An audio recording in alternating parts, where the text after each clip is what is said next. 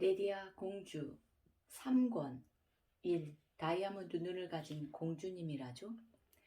지혜를 겨루는 시험과 돈을 다루는 능력을 보는 시험에서 연달아 완패한 보석공주는 얼음왕비와 무진장 황자를 불러 대책을 논의했다. 왕위 계승을 위한 싸움에서 패색이 짙어진 상황이었다. 이 자리에서 무진장 황자는 얼음왕비와 보석공주에게 무시무시한 제안을 했다. 자신이 검은 제국의 군대를 이끌고 아홉별 왕국을 점령한 후 힘으로 왕위를 차지하겠다는 것이었다. 처음에는 깜짝 놀라던 얼음왕비와 보석공주도 이내 그 제안에 귀를 기울였다.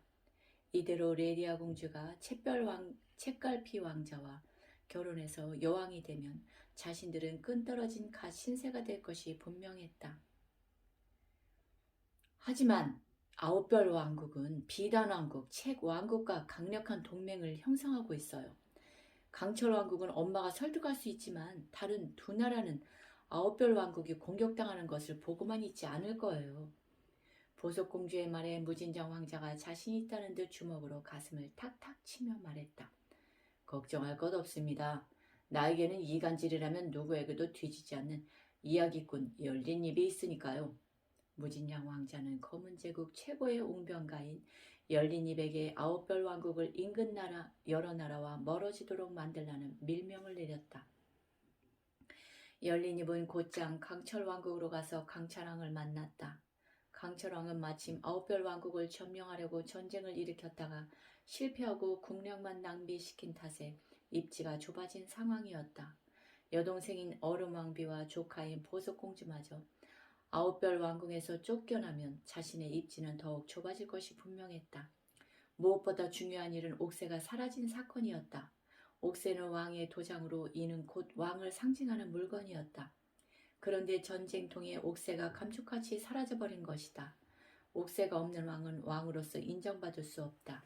옥새를 가진 사람이 반란을 일으켜 스스로 왕을 자청해도 할 말이 없는 것이다. 세금 부담이 늘어난 귀족들과 백성들이 언제 옥새를 근거로 반란을 일으킬지 모르는 상황에서 탈출구가 필요하던 참이었다. 그는 검은 제국이 아홉별 왕국을 공격하면 자신이 적극 돕겠다는 약속을 했다. 강철왕의 약속을 받아낸 열린입은 책 왕국과 비단 왕국을 차례로 찾아가 검은 제국과 강철 왕국이 연맹을 맺었음을 알렸다. 전쟁에 끼어들지 않으면 평화롭게 지내겠지만 만약 아홉별 왕국을 돕는다면 전쟁을 피할 길이 없을 거라는 으름장을 놓았다. 검은 제국과 강철 왕국의 연합군을 상대한다면 국가의 기반이 뿌리채 흔들릴 수도 있다. 책 왕국의 백가왕과 비단 왕국의 비단왕은 마지못해 아홉별 왕국을 돕지 않는 대신 검은 제국으로부터 평화를 약속받았다. 열린입이 아홉별 왕국의 동맹을 깨뜨리고 돌아오자 얼음왕비가 무진장 황제와 보석공주를 데리고 샛별왕을 찾아갔다. 그리고는 문무 대신과 레디아 공주와 쳇갈피 왕자가 보는 앞에서 외쳤다. 무진장 황자와 보석공주에게 왕위를 물려주세요. 그렇지 않으면 보석공주와 결혼하게 될 무진장 황자가 무력을 사용해서라도 아홉별 왕국을 차지하고 보석공주를 여왕의 자리에 앉힐 겁니다. 무진장 황자는 열린입이 가져온 책 왕국과 비단 왕국의 동맹 파기 선언이 적힌 문서를 샛별왕에게 내밀었다. 동맹 파기 문서를 본 샛별왕이 의자에서 중심을 잡지 못하고 휘청거렸다. 충격을 크게 받은 샛별왕은 레디아 공주가 급히 부축한 회의와 안정을 찾았다. 나라를 다스리는 데 필요한 세 번째 조건이 용기라고 하셨지요? 이것이 나의 용기입니다. 샛별왕은 검은 제국과 강철 왕국의 연합군에 맞설 용기가 있으십니까? 없다면 그만 물러나시지요. 샛별왕이 녹이 가득 찬 눈으로 무진장 황자를 쏘아보았다. 네 이놈!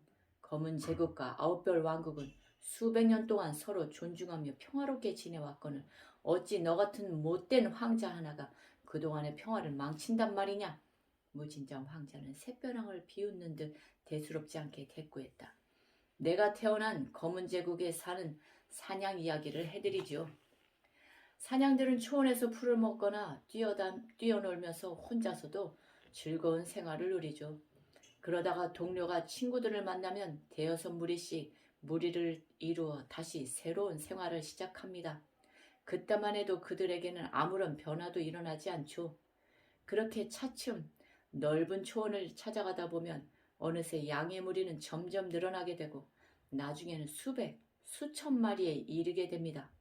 혼자 사는 생활에 익숙한 사냥들은 대여섯 마리였을 때는 그다지 큰 불편을 느끼지 못하지만 점점 무리가 커지면 그들의 생각이 점차 달라지기 시작합니다. 무진장 왕자는 자신 있는 목소리로 이야기를 이어나갔다.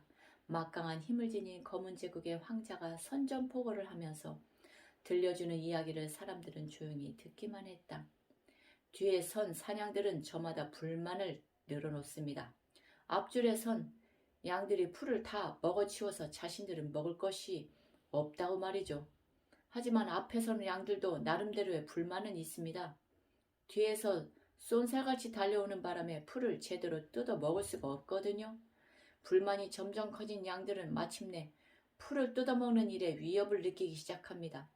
결국 양들은 많은 풀을 차지하기 위해 서로 앞다툼을 하게 되고 양들의 발걸음은 약속이나 한 듯 일제히 빨라지기 시작하죠.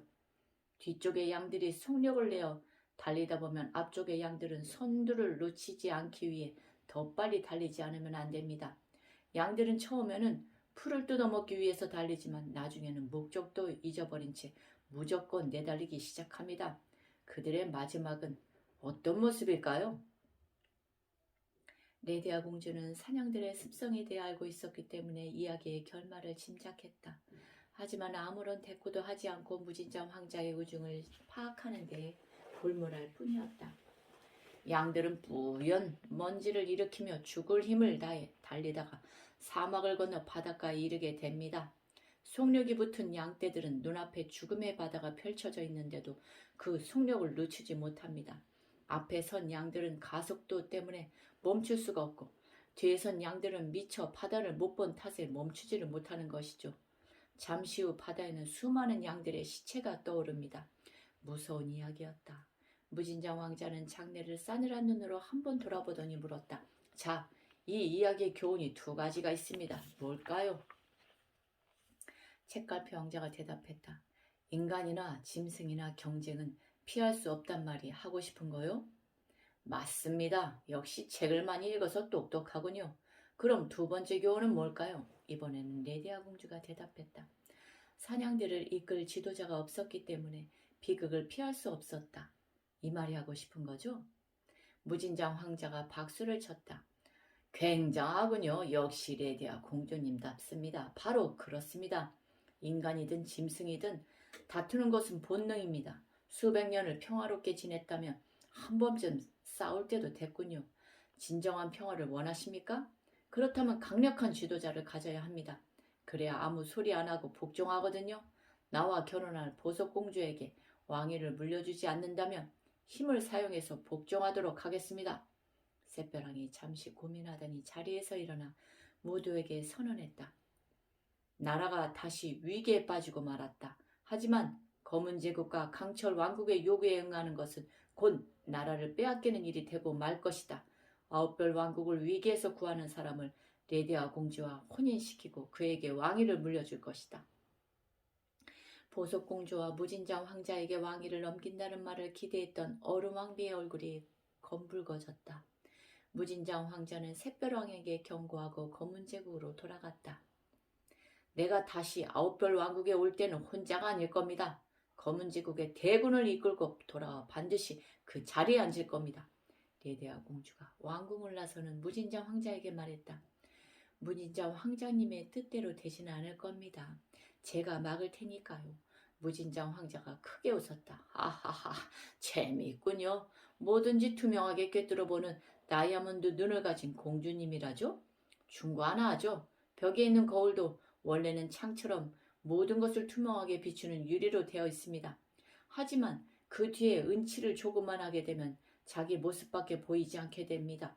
투명한 다이아몬드 눈도 돈, 권력에 사로잡히면 자기밖에 보지 못하게 된단 말입니다.